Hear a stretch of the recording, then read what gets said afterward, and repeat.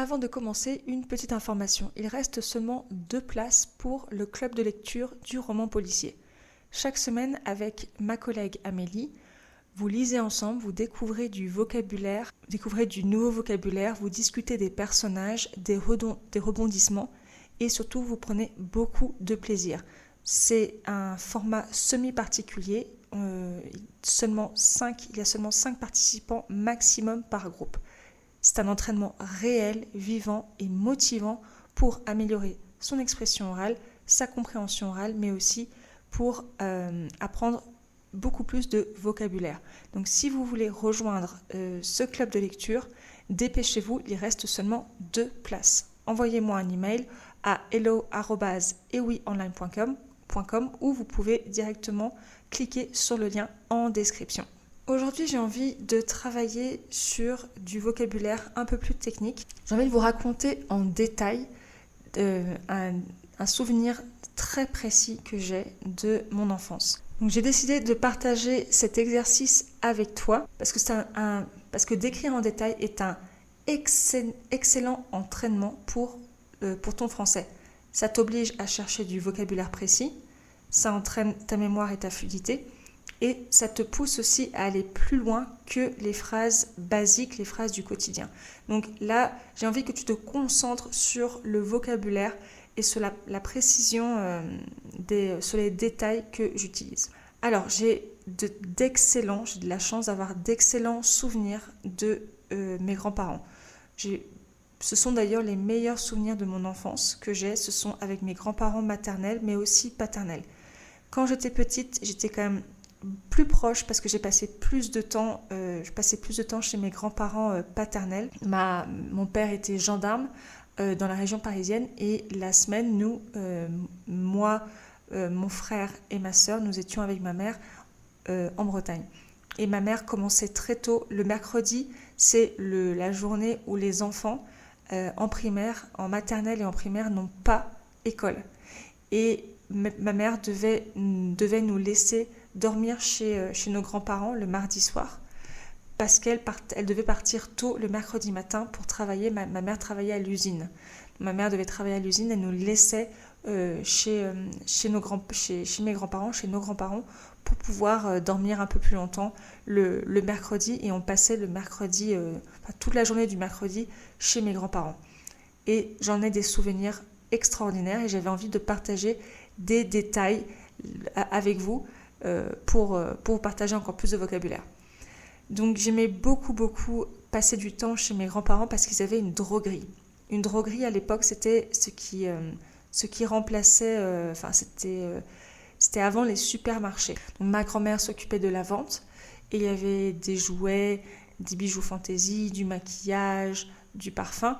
Et ils vendaient aussi de la peinture. Mon grand-père s'occupait plutôt de cette partie-là parce que mon grand-père était peintre en bâtiment.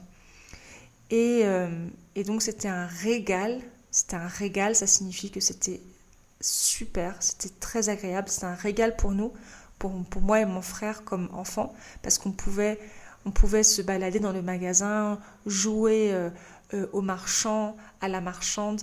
Et c'était vraiment, je me rappelle que c'était super de pouvoir se balader dans le magasin, surtout pendant la pause déjeuner, parce qu'à cette époque-là, mes grands-parents fermaient le magasin entre midi et 14h. Donc j'en ai de superbes souvenirs.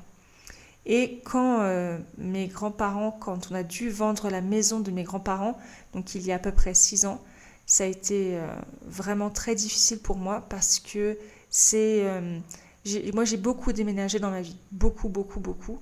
Je pense que j'ai déménagé au moins une 30aine de fois.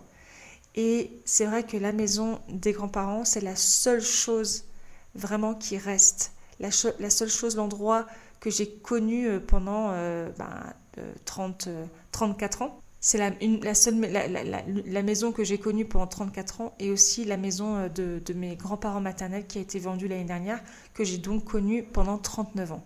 Et cette vente-là a été très douloureuse parce que on dit adieu à des souvenirs de l'enfance, on dit adieu à beaucoup de choses. Et j'ai essayé un petit peu de me rappeler et j'avais envie de partager ces détails-là. La cuisine de mes grands-parents, Je me rappelle, était orange, jaune. Vous vous rappelez, ce sont les couleurs des années 70. Parce que mes grands-parents sont des années 30. Donc je me rappelle la couleur des placards. Les couleurs des placards, donc les placards, c'est où on met la nourriture, la vaisselle dans la cuisine. Je me rappelle très bien que les placards étaient jaunes. Je me rappelle aussi la cafetière le matin de mes grands-parents. Moi, je n'aime pas le café, mais je me rappelle que ma mère disait souvent que c'était du jus de chaussette, le café de ma grand-mère. Quand on dit du jus de chaussette, ça signifie que le café, il y a trop d'eau. Ma grand-mère mettait trop d'eau par rapport à la quantité de café. On appelle ça du jus de chaussette quand on parle de café où il y a trop d'eau.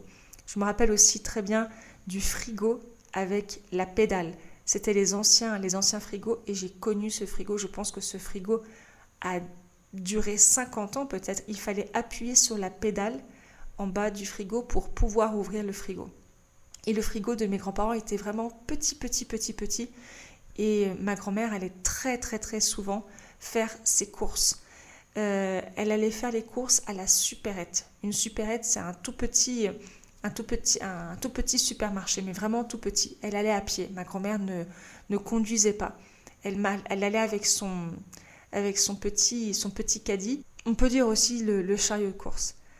Je me rappelle très bien aussi le téléphone gris à cadran. Vous vous rappelez, dans les années 60-70, il y avait un cadran et pour chaque numéro, il fallait attendre que le cadran revienne à 0. Et ça prenait beaucoup de temps pour pouvoir composer le numéro. Ça, je me rappelle très bien. Je me rappelle aussi de la télé allumée pour regarder le jeu télévisé avant le 13h.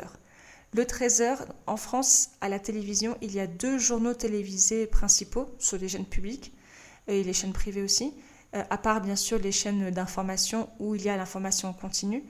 Il y a le journal télévisé de 13h et le journal télévisé de 20h. Ça, ce sont les 2 journaux télévisés importants. Et je me rappelle qu'en mangeant, on regardait le jeu télévisé avant le journal télévisé. Bon, en général, ce sont pas des programmes intellectuellement intéressants, mais assez divertissants. Je me rappelle aussi de la piquette sur la table. La piquette, c'est du vin de très mauvaise qualité. Parce qu'avant, il y avait beaucoup plus d'alcool à table que maintenant. Et en général, on préférait la quantité à la qualité. En tout cas, mes grands-parents étaient comme ça. Et il y avait la marque qui s'appelait Grappe Fleurie. La Grappe Fleurie, c'est oh mon Dieu, je pense que c'est le pire vin qu'il puisse y avoir. C'est du vin de table, mais c'est de la vraie piquette. C'est dégueulasse. Très, très, très mauvais. Et je me rappelle aussi que ma grand-mère, au goûter, donc le goûter, c'est très important, j'en avais parlé dans un épisode précédent. Le goûter, c'est la petite pause à 16h pour les enfants. En général, même les adultes prennent le goûter, mais prendre le goûter pour les enfants, c'est manger quelque chose de sucré et pas forcément diététique. Et ma grand-mère me donnait son porte-monnaie en cuir noir. Je me rappellerai toujours, avec beaucoup de pièces, parce qu'à l'époque, c'est vrai on utilisait quand même beaucoup le liquide. Le liquide, c'est l'argent physique. Il y a la carte bleue, et à l'époque, ma grand-mère utilisait beaucoup de liquide. Et je donnais les pièces, c'était en francs, je donnais les pièces de 10 francs, 15 francs pour pouvoir acheter un pain au chocolat et un croissant pour moi et mon frère. C'était un vrai plaisir de pouvoir marcher.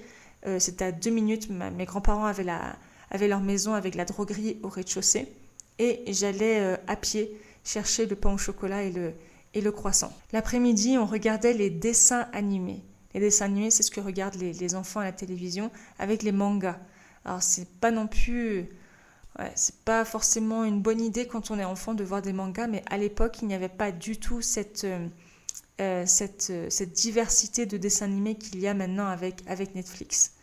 Et on était sur le fauteuil inclinable de ma grand-mère dans leur chambre. Et parfois, je me faufilais, je me glissais dans les draps de ma grand-mère. Et je me rappellerai toujours cette odeur, les draps de ma grand-mère sentaient toujours bon. Ça sentait souvent l'eau de Cologne. Il y avait toujours de l'eau de Cologne dans la salle de bain de ma grand-mère. L'eau de Cologne avec aussi les gants de toilette usés, c'est-à-dire usagés. Les vieux gants de toilette qui ont été utilisés pendant des années. Et je me rappelle aussi quand j'oubliais mon pyjama à la maison, ma grand-mère me donnait les pyjamas de ma tante. Donc les pyjamas qui avaient déjà 15-20 ans, les pyjamas des années 70, pattes d'œuf. Pattes d'œuf, ça signifie pattes d'éléphant. Ce sont à la mode des années 70 quand les pantalons étaient très très larges en bas. Donc pyjama pattes d'œuf et je dormais avec ça. Donc tous ces souvenirs sont extrêmement précis et ce sont des détails, mais ce sont, je pense, j'en suis sûre, même les plus beaux souvenirs que j'ai de mon enfance parce que il y avait une répétition, il y avait une routine. Donc on sait très bien que la routine pour les enfants, c'est extrêmement, extrêmement rassurant. Et je ressens beaucoup de nostalgie, j'ai ressenti beaucoup de nostalgie quand j'ai préparé cet épisode parce que ce sont des souvenirs. C'est comme si ça appartenait à c'est comme si c'était une autre vie. Et je repense à tous ces détails. Mes grands-parents me manquent beaucoup et aussi l'innocence de l'enfance me manque énormément. Donc tu vois, d'écrire un souvenir très précis, c'est un exercice technique où il faut du vocabulaire, de la fluidité et de la précision. Et c'est exactement ce type de travail qui fait la différence entre un français intermédiaire et un français riche naturel. Mais attention, ça demande de la pratique et de la pratique guidée avec des corrections et une bonne stratégie. C'est ce qu'on fait ensemble dans mes cours particuliers avec ma méthode Ta Voix Française.